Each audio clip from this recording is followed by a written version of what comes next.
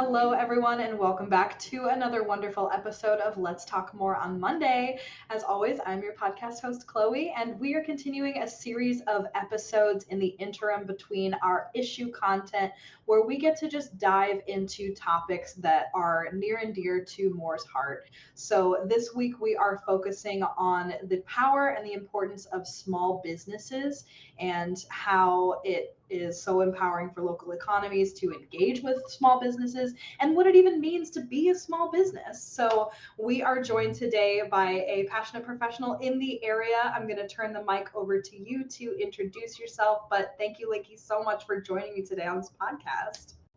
Thank you for having me. This is such a great time to be talking about small businesses, really.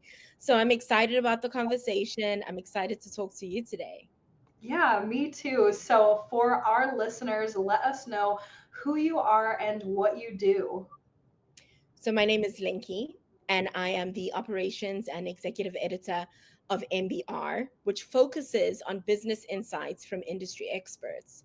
I'm also the owner of Lumentis Digital, which focuses on digital marketing for small businesses. And we really look at amplifying business visibility and helping people to craft thought leadership that positions them as experts.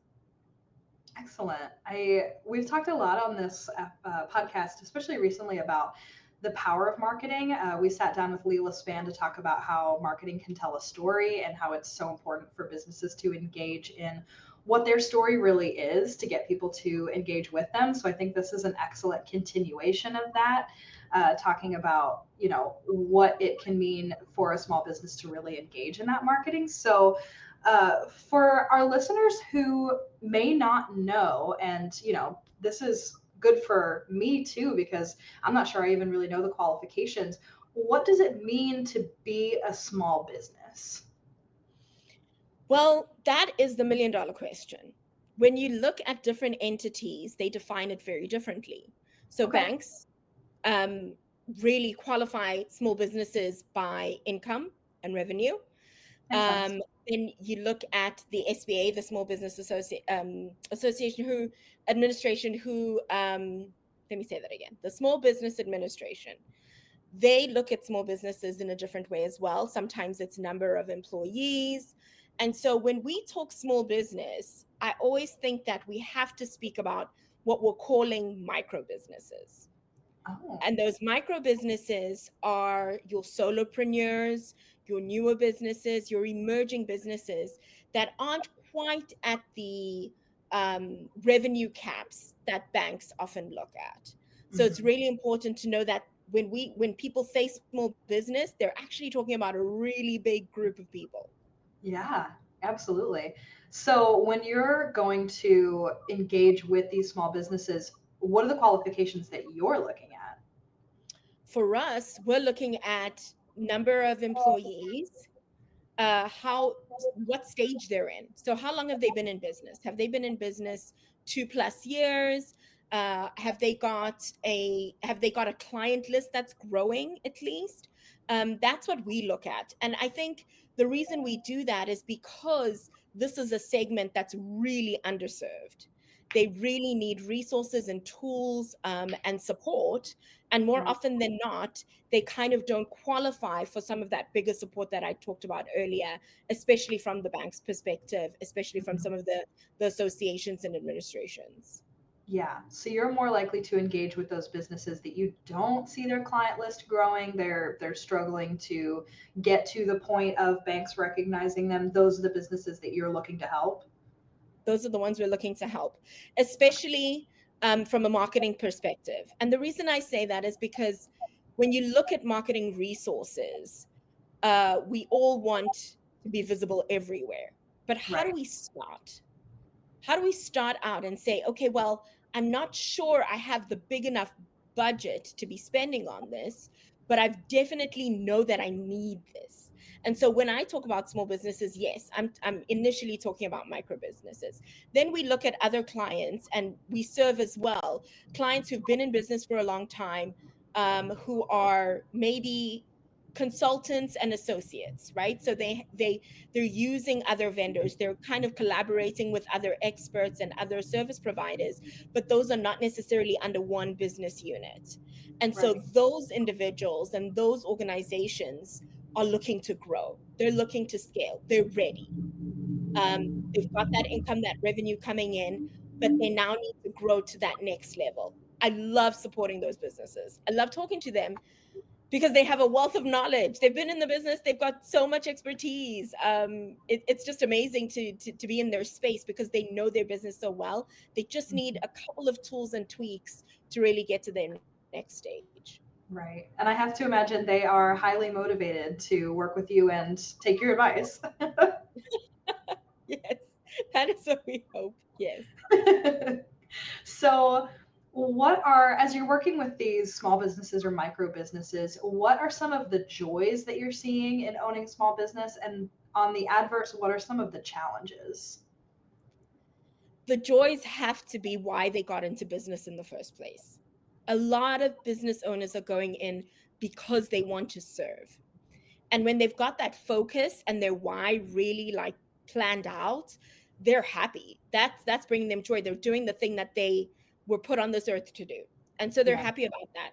Another thing that I see that they're loving is the freedom of time and flexibility, the ability for them to show up the way they want to. So that's in different spaces, right? So if you are an individual who is married and has children, it feels like you've got time for those people who are important in your life. If you're an individual who is like single at the moment, they feel that they've got the time to invest in their friendships, the time to invest in things that interest them. And I think that is really the beauty of business ownership. And so I love to see that. You asked about some of the challenges, and I think this is where the marketing piece comes in. A Mhm. lot of these businesses are unseen, not that they're unknown. People are just not recognizing some of the value that they bring. And so we're trying to help them to position themselves for success, position themselves as experts, let people know how to find them, not just, and where to find them. And so those are the challenges I see. Another challenge I see is client acquisition and like lead generation. And Mhm. I think that's I mean that's really technical, but to put it into perspective, a lot of business owners are stretched thin. They're expected to do a lot. They're expected to be a lot. And so sometimes it's just balancing out what are the priorities that they really need to be working on. And so I find that sometimes that can be a challenge in some of the small businesses that we speak to. Yeah. And I have to imagine, just from talking to my friends who are industry professionals, that everyone is stretched pretty thin. Every bottom line is looking a little tight these days. So when it comes to engaging with other businesses, I think people are having to make some really tough choices, and that can be hard. It's definitely difficult. It's definitely a hard place to be. I I really empathize and I see that businesses have worked so hard, especially when you own your own business. You've put in so much of yourself into it, Right, and then to see that, yes, in this economy, in this season, in this time, people are tightening up and they're saying, hmm, can I make that expense? Can I add that? Can I make that investment? Because anything that you're spending on is an investment in your life. And right. so um, I think helping small businesses to weather kind of some of those really tricky spaces is part of it. It's the resilience of your business. Is can your business withstand any season? And for some, not. And we've seen that, right? We've seen businesses that are closing down, and it's really unfortunate. But at the same time, there are businesses that are saying, I'm going to stick it out. I'm going to see how far I can go with this. And I think they'll be successful. I think they'll really see returns on their patience. Yeah. And I just want to circle back on something you said, that, being a business owner allows you to focus on your life outside of the business too. I think that's a really important point to emphasize as we're talking about small business, and especially in this podcast where we talk about so much of the professional world, that it is so important to go back to your roots and think about what's important to you when you're off the clock. Your 5 to 10 after your 9 to 5. What are you valuing? What are you pouring your time into? What's filling up your cup, and what's allowing you to do that? I think that's such an important point that you brought up, because that's really the essence of life, right? We do these things so that we can do the other things. Yes, we do. And I wish sometimes that business owners um could focus on going back to that why, right? So when you're new in your business, you're constantly focused on it, right? You're feeding your business all the time. Right.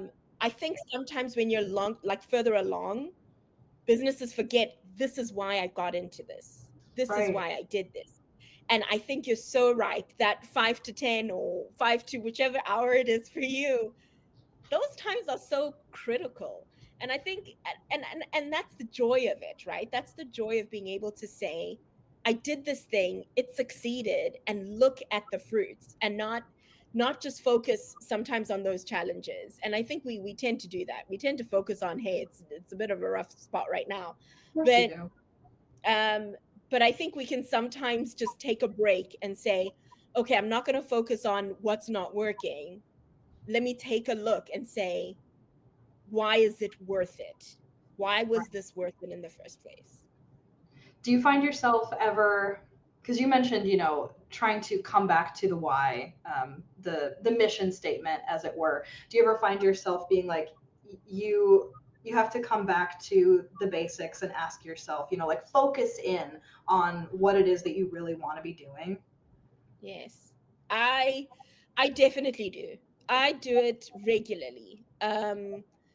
I've built in some systems into the way we operate. And I think that's from MBR's perspective, as well as when I'm with Lumentis. And the reason I did that is because we can get so far down the line and we haven't actually focused in on why we started in the first place. So I do a quarterly check.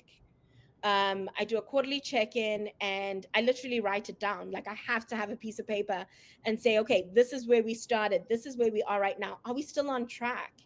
Right. Um, are we still going where we want to be going?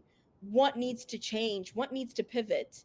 And sometimes it's a small shift, right? Sometimes it's Right. something like, oh my gosh, my calendar is packed and I need to scale back on meetings and I need to focus on writing or I need to focus on whatever other aspect it is.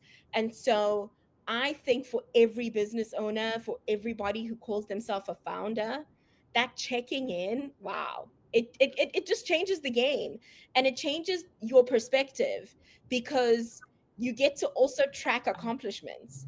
I think when you're running a business, you're in the weeds. And so it's really important. Well, for me, it's really important to say, wait, we did actually do this. We are still doing a great job at this, Hmm. and we can continue to do a good job at what we're doing. Yeah. If you had to sum it up, why would you say it's so important for consumers to engage and patronize in small businesses in their area? Oh, wow. A myriad of reasons. But the one that comes to mind, or the couple that come to mind, is that when you shop local, you're shopping from your neighbor. You're shopping from somebody who is a sister, this it's closer than just a big box, right? And I Right. think when you patronize a small business, I don't think you realize the impact it has because there's such a ripple effect of that impact, whether it's a family, whether it's an individual's dreams, whether it's someone's purpose. That always, for me, feels like it makes me feel good when I shop local because I'm like, I can actually meet this owner. This is somebody who's in my arena. They're closer than something that's a big box. That's really what comes to mind. I know Yeah. it's mushy and not businessy, but No, I think that is really at its core why Ariana started our Founder to Founder series, because she finds so much meaning in engaging with these founders who have done exactly what she did, have taken something that was nothing and created a business out of it because they had a passion, because they had a calling, and engaging with them on a human level and just getting to hear why they do what they do, what their business has become, how they operate their business now. And that way, if people hear the episode and they engage with the business, they already know the people behind it. They know the faces, they know that they're supporting somebody real with a dream. yes, definitely, definitely. And I love that. I love that so much because I wish more people could do that. I wish more people could peel back the lens and take a look and say, hey, behind this is a person, and they're real. Yeah. Well, before we end this episode of Let's Talk More on Monday, if people want to engage with you or with MBR or your other business, how can they find you? Where can they go? So I am on LinkedIn. That is the best place to find me. Otherwise, shoot me an email. I'm Linky Ugeh, and my email is at minoritybusinessreview.com. Perfect. Well, thank you so much for joining us to talk about the importance of small businesses and why you should engage with them. If you're listening to this, definitely reach out to Linky, start a conversation, look up the local businesses in your area, find out how you can support your local economy, and find out the faces behind it. They have a story just like you. So, thank you so much for joining us today. Thank you. Thank you for having me, Chloe. This has been really wonderful. And make sure to join us over on Patreon. We're going to dig deeper into small businesses and ask about some of those pitfalls and how small businesses can utilize the tools at their disposal, including some of those marketing tools we've been talking about to really be successful and get their story out there. So make sure to join us over there. And we will see you next week when we talk more on Monday. Bye, guys.